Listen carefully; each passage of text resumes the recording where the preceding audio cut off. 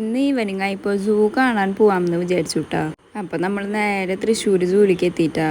ഞങ്ങൾ എത്തിയത് closing time ആയതുകൊണ്ട് വേഗം പോയിട്ട് ടിക്കറ്റ് എടുത്തുട്ടാ. ഒരാൾക്ക് 20 രൂപയാണ് കേട്ടാ എൻട്രി ഫീ വരുന്നത്. ഇതിൻ്റെ അകത്തേക്ക് ഫുഡ് ഐറ്റംസ് ഒന്നും അലൗഡ് അല്ല കേട്ടാ. കയറുമ്പോൾ തന്നെ കുറേ തത്തയും മൂങ്ങയൊക്കെ മാത്രമേ ഉള്ളൂ കേട്ടാ. ഈ ഒട്ടകപക്ഷി ഒരു 3-4 ടൈപ്പ് ഉണ്ടായിരുന്നു. കാണുമ്പോൾ എല്ലാം സെയിം തന്നെയായിരുന്നു കേട്ടാ. പിന്നെ കുറേ വെറൈറ്റി മാനുകളുണ്ടായിരുന്നു കേട്ടോ. ഈ വീഡിയോയിൽ കാണുന്ന അത്ര മൃഗങ്ങളൊക്കെ തന്നെ ഇതിൻ്റെ ഉള്ളിൽ ഉണ്ടായുള്ളൂ. പുത്തൂര് പുതിയ സൂ വരുന്ന കാരണം ബാക്കിയുള്ള എല്ലാത്തിനും അങ്ങോട്ട് മാറ്റിയെന്നാട്ടാ പറഞ്ഞേ.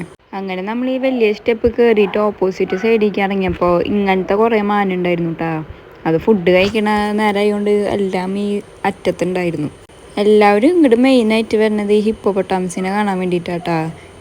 ഈ ഒരെണ്ണത്തിനെ വെള്ളത്തിൽ മാറ്റിയിട്ടുകൊണ്ട് സെപ്പറേറ്റ് കാണാൻ പറ്റും. ബാക്കി രണ്ടെണ്ണം ആ വെള്ളത്തിൻ്റെ ഉള്ളിൽ നിന്ന് കയറി വരുന്നേ ഉണ്ടായില്ല. പിന്നെ അതിൻ്റെ ഉള്ളിലുള്ള തിയേറ്ററും മ്യൂസിയം ഒക്കെ ക്ലോസ് ആയിരുന്നു കേട്ടോ. അങ്ങനെ ഞങ്ങൾ നടന്നിട്ട് ഈ ഭാഗത്തേക്ക് എത്തിയിട്ടാ. ഈ കടുവ ഞങ്ങൾ എപ്പോഴും വരുമ്പോൾ ഉറക്കായിരുന്നു. ഇപ്രാവശ്യം ഭയങ്കരമായിട്ട് പെർഫോമൻസ് ഒക്കെ ചെയ്യുന്നുണ്ടായിരുന്നു. ഈ സൈഡിലാകെ 3 കടുവകളുള്ളൂ കേട്ടോ, സെപ്പറേറ്റ് കൂട്ടിലായിട്ട്. ഇതാണെങ്കിൽ ആ വെള്ളത്തിൽ കാലിട്ടിട്ട് എല്ലാവരും മേത്തേക്ക് വെള്ളം തെറിപ്പിക്കുന്നുണ്ടായിരുന്നു. ജസ്റ്റ് മിസ്സിന് ഞങ്ങളുടെ മേത്തൊന്നും ആയില്ല കേട്ടോ.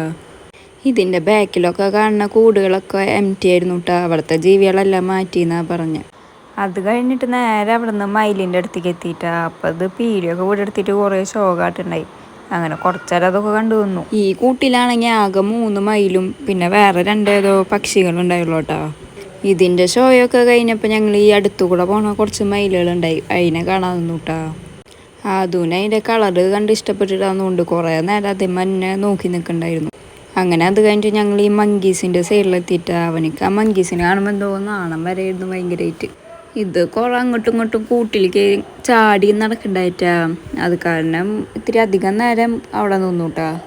വേറെ അധികമൊന്നും ഇതിൻ്റെ ഉള്ളിൽ കാര്യമായിട്ട് കാണാനൊന്നുമില്ല. അതുകൊണ്ടാട്ടെ ഇവിടെ കുറച്ച് നേരം നിന്നത് തന്നെ. അങ്ങനെ എന്നിട്ട് നമ്മൾ നേരെ ഈ കുളത്തിൻ്റെ അവിടേക്ക് വന്നു. ഇതിൽ നോക്കുമ്പോൾ ഒരു മുതലൊക്കെ എടുക്കണ്ടായിരുന്നു കേട്ടാ. അതിനാണെങ്കിൽ അതിന് കാണുന്നുണ്ടായില്ല വെള്ളത്തിൽ കിടന്നിട്ട്. അതുകൊണ്ട് ഞങ്ങൾ അധികം നേരം അവിടെ നിന്നില്ല കേട്ടാ. വേഗം തന്നെ അടുത്ത സെക്ഷനിലേക്ക് പോകാമെന്ന് വിചാരിച്ചു. അത് കഴിഞ്ഞിട്ട് നേരെ വരുന്നത് ഈ പാമ്പുകളുടെ സെക്ഷനാട്ടാ. ഇവിടെയാണെങ്കിൽ കയറി ചെല്ലുമ്പോൾ തന്നെ വലിയൊരു സീനറി പോലെ ഉണ്ട് കേട്ടോ. അതിൻ്റെ ഉള്ളിൽ ഒരു മലമ്പാമ്പ് എന്തോ കിടക്കണ്ടായി.